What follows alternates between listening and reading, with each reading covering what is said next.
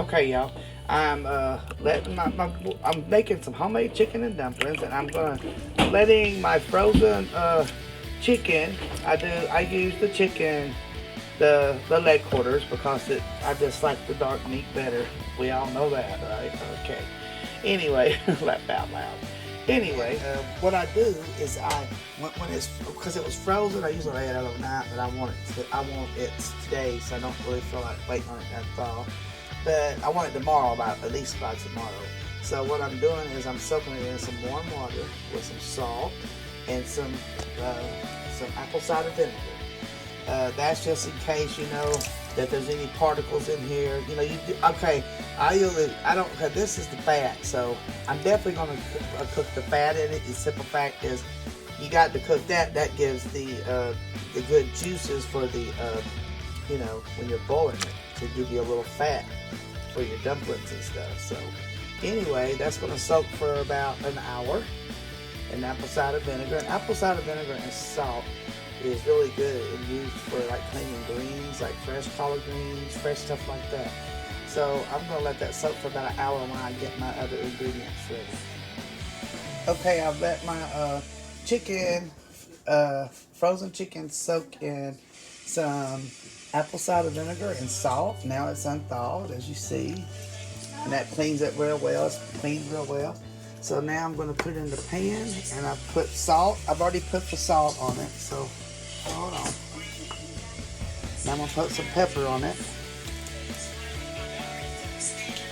Okay. And I'm going to add some water to it. And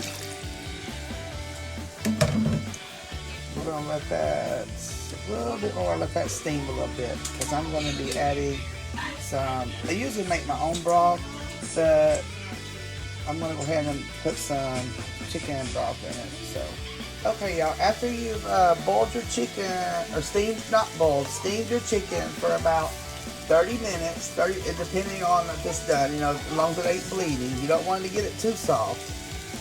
And then you take your plate, not plate, my bad, y'all, I don't have those down. And you put your butter, and where you boiled it, that's a little bit of chicken left in there. If you don't wash your pan, because that's just where chicken's been boiling. Because now what you want to do, you want to put some butter or olive oil in the bottom of your pan. Okay. Sorry, y'all, steaming up on me, ain't it? Uh-oh. Now, we want to, what we're going to do now is we're going to put all the chicken, they're already cooled up a little bit. We're going to poach our chicken. See, now you can hold it because you don't want it to fall off the bone. I mean, I know everybody likes to fall off the bone, but this is how you make some good old chicken. See this? And we're going to let it steam. I mean, not steam, but it's the steam. Okay. Hold on. And this chicken costed me, these leg quarters costed me $2.48. So this is a really cheap meal, and it'll feed the whole family. So now what we're going to do is we're going to let this like poach a little bit, but we're going to poach it with some of the broth. So see, I poured the broth off from where I was boiling it. So there's the broth. Alright, let that, definitely want to get all that, let it brown a little bit.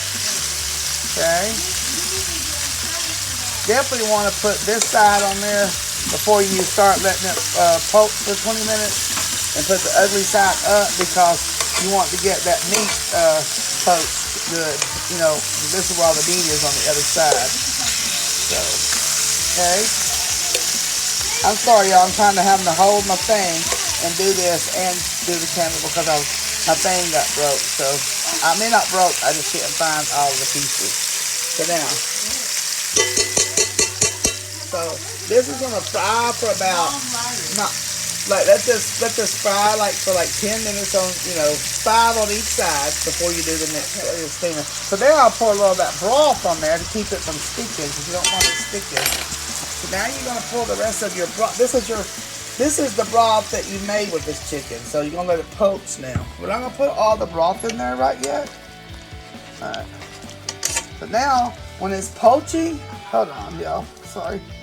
So we done got that. So that's the, oh shoot, boy. Now that's the side you want to like touch up with brim when you're poaching your chicken, okay? So we'll get that in a minute. We'll scrape all the bottoms where it's stuck a little bit in a minute. Because I still got to debone this, you know? So, yeah. We definitely want to put it on this side now. So, now what we're going to do, ooh, we're steaming it, okay? Now what we're going to, let's go ahead and put that fat in there because you got to have your fat in there. So now what we're going to do, while we're doing this, is I'm going to go ahead and let that steam because I don't want to put my onions and stuff in there until I get it deboned. Then we'll put the onion. Actually, we could put like a little onion and garlic in it, you know. But right now we don't want to do that because I'm going to have to debone this and I'm going to lose a lot of my flavoring. So, okay. Now I've done deboned my chicken. I'm scraping the bottom because that's where some good of the flavors is. So I put like a tablespoon of butter in there. Alright, now we're going to take our deboned chicken. There we go. Uh-oh, sorry y'all. This is not like... Anyway, I know this is a lot of steps.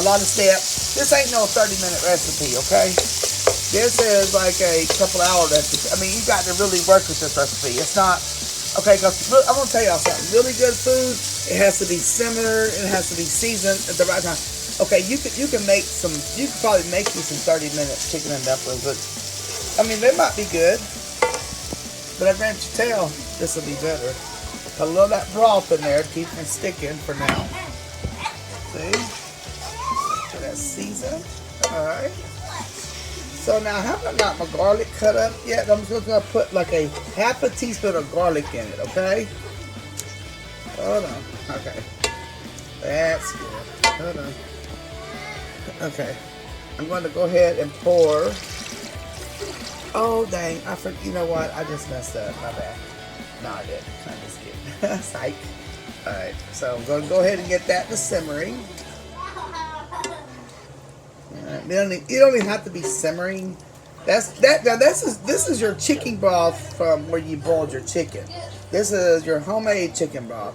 So I deboned all the chicken. Okay. Okay. Now that I have deboned the chicken, did all them other steps that I've just showed y'all.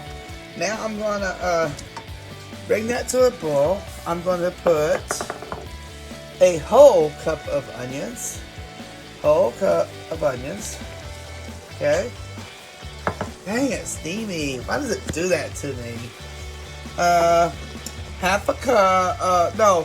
Like I'm just gonna put like maybe a 1/4 cup of carrots because I don't really want to get the overpower with carrots, you know. But I will be putting. Okay, hold on. Sorry, this is steaming up. I'm so sorry. Why is that doing that to that? So much steam. So celery, you put that much celery. Okay. And we're gonna do 2 of these on garlic. Okay. I would use fresh garlic, but I don't have it, and I would use fresh carrots, but I don't have it. So I'm having to chop up some old canned carrots. That's why I'm gonna use some. I'm gonna save some of the canned carrots to the end. It's okay, baby. And then I'm gonna just put like a couple flakes of this in there, just the celery flakes, the celery leaves. But I'm gonna save this to the end. Okay? I have more. Delicious. So now we're gonna stir this, and I can't believe how it's steaming now. I was really having a great day until I just got a call that the little salt. You know, you're gonna do salt and pepper to your taste. So let's just go with that flow, okay? Alright. More pepper. I know we did that, you know, I know it's already in there, but still we want to get all this working together here. Because I mean, you know, you can do you can make some chicken dumplings like really quick. But these are good old-fashioned home cooked chicken and dumplings. And it's gonna, if you want some good food, it's gonna take you a while to cook it. Okay, y'all. Now everything is ready to go, right? The only thing I gotta do now, while I'm bringing this to a full boil, I didn't have, went to the store, right, and ran to the store. They had no flour. Y'all better stock up because this new pandemic shit is like really, the shelves are bare. You know, you better get what you can get. So I got the bisquick, okay? So I'm having to use this for my dumplings, which is probably better than just regular flour. So what I'm gonna do, hold on.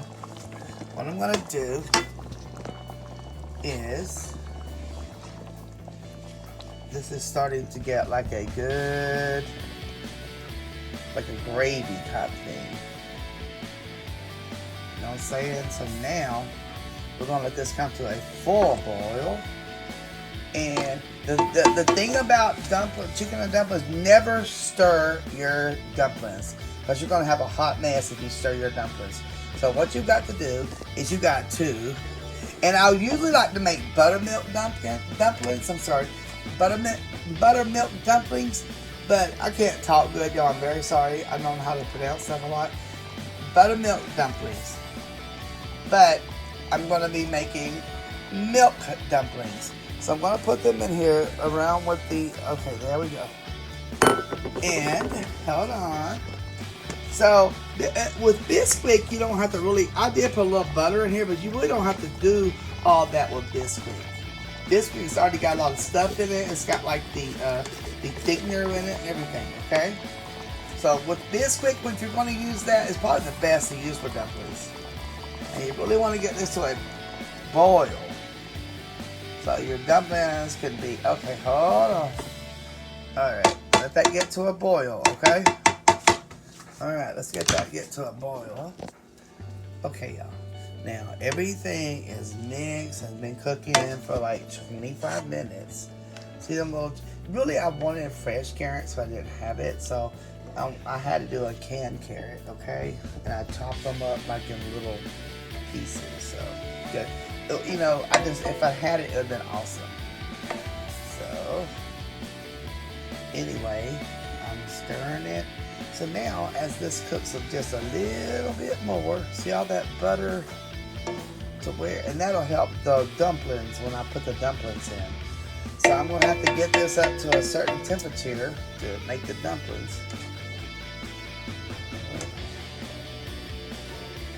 And I really need everybody to pray for my best friend. She just called me, and her daughter did. Anyway, she's in the hospital. Cancer of the brain up, and I'm very upset still. And I love y'all. I'm talking to Tyler. I'm so proud of my son Tyler. So we're gonna go ahead and bring this to a bowl as I make my dumplings. Okay. So I've already started the dumplings. Here they are. I'm gonna put a tablespoon of butter in the. Well, actually, y'all, I'm gonna be honest with y'all. I went to the store. I was out of flour, right?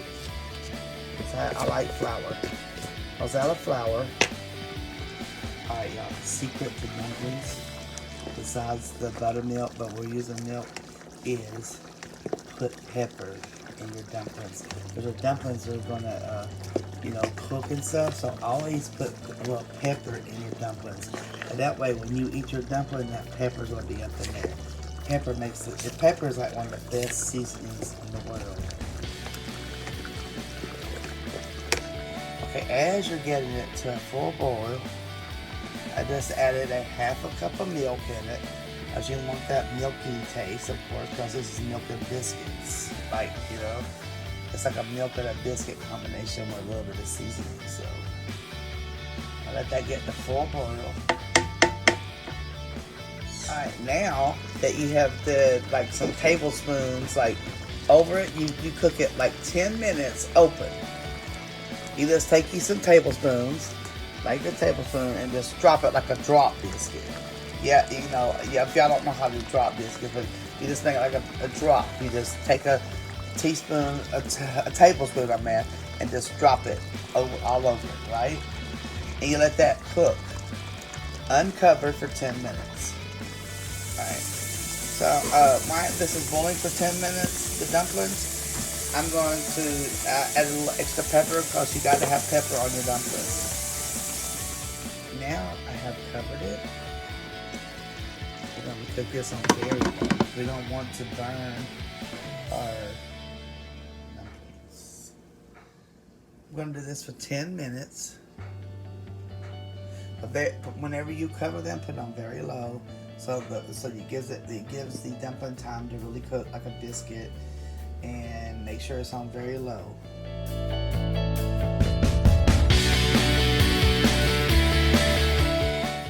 They are done. Pepper chicken and dumplings. I'm telling you, they're the best. And they have cooked, and I know it took a minute on the process, but trust me. 30-minute meals might be good, but a couple hours of simmering is better. Oh my goodness. So this is the final result. So, you know, you don't have to put no extra pepper on it, but if you're like me, you want a little extra pepper on it. Yes.